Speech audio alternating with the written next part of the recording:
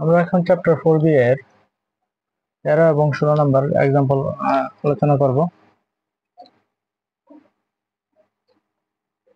Example 13 যেহেতু আমাদের সমীকরণ আছে এখানে আমরা এখান থেকে সমাধান শুরু করি।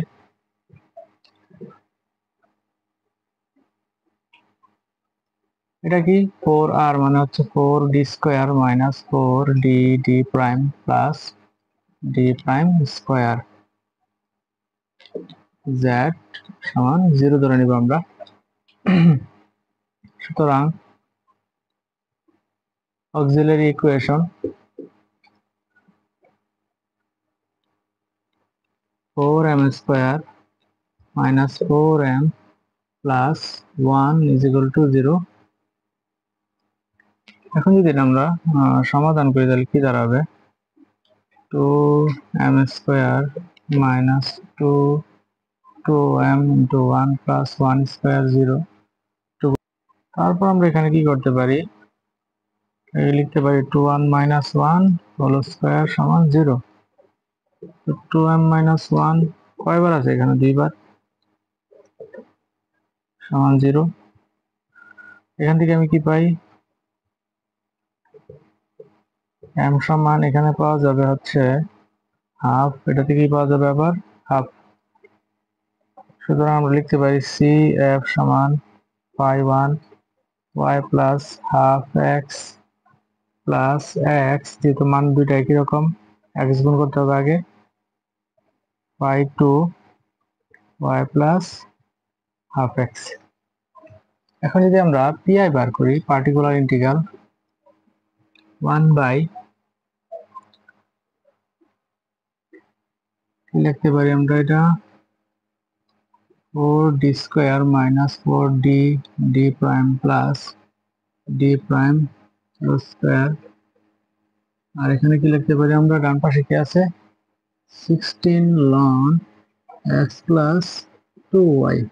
যদি একটু গুছাই লিখি আমরা 1 বাই, যেমন এটাকে আমরা যখন প্রসেসে গেছিলাম কি পাইছিলাম শেষে 2m মাইনাস 1, তো m মানে কি d আর 1 মানে হচ্ছে d প্রাইম, আর কি আছে স্কয়ার আছে, স্কয়ার দিয়ে দিলাম। 16 আমরা সামনে নিয়ে এসে পড়ি ln x প্লাস 2y। তো এখন আমাদের এখানে কি হবে, যেহেতু আগের অঙ্কগুলোর মতো না এটা, তাই একটু ব্যতিক্রম হবে। এখানে 16 x থেকে হবে x স্কয়ার, আর এখানে y এর সহগ কত আছে 2, তাহলে এখানে হবে 2 স্কয়ার। আর সূত্রের একটা কি আছে 2 factorial ln x plus 2y। আমরা যদি একটু কাজ করি এখানে কি হবে আমাদের, 2 ফ্যাক্টোরিয়াল মানে 2 8, তাহলে হচ্ছে 2x square ln x plus 2y।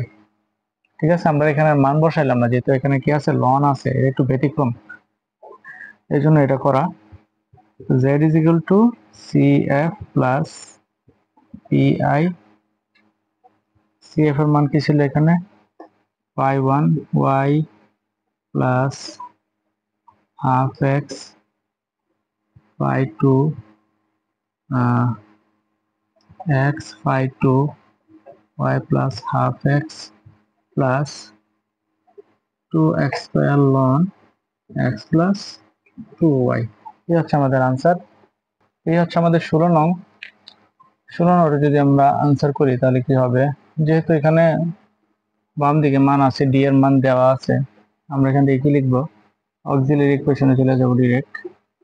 কি লিখতে পারি m square plus 2m plus 1 is equal to 0। তাহলে এখানে কি দাঁড়ায় m প্লাস 1 হোল স্কয়ার লিখতে পারি আমরা এটাকে, সমান 0। তার মানে m প্লাস 1 সমান 0। সুতরাং m is equal to minus 1 cf কি লিখতে পারি phi 1 y minus x plus, যেহেতু দুইটা একই রকম মান আসছে, x phi 2 y minus x। এখন আমাদের যে মানটা রয়ে গেছে সেটা কি, particular integral pi 1 by d square plus 2 dt prime d prime square, এদিকে কি রয়ে গেছে 2x plus 3y। আমরা আগে কি ধরতাম, এখানে মান ধরতাম, হ্যাঁ, যখন কি করা যেত, এটাকে ইন্টিগ্রেশন করা যেত। এখন আমরা আগে কি করতাম, এখানে সর্বোচ্চ পাওয়ার ততবার আমরা কি করতাম, ইন্টিগ্রেশন দিতাম, তারপর এদিকে ডিবি তারপরে এই যে মানটা আছে সেটা কি লিখতাম আমরা, যেমন কি 2x plus 3y সমান b ধরতাম, তাই না? কিন্তু এখানে আমরা জানি কি e টু দি পাওয়ার এর integration e to the power x, এই জন্য এখানে ইন্টিগ্রেশন করতে হবে না, আমরা ডিরেক্ট মান বসে দিলেই পারি। 1 বাই, যেমন কি এখানে d 2 এর সহগ হচ্ছে 2, তার মানে 2 square plus 2 d prime, y এর সহগ 3 square e to the power 2x plus 3y।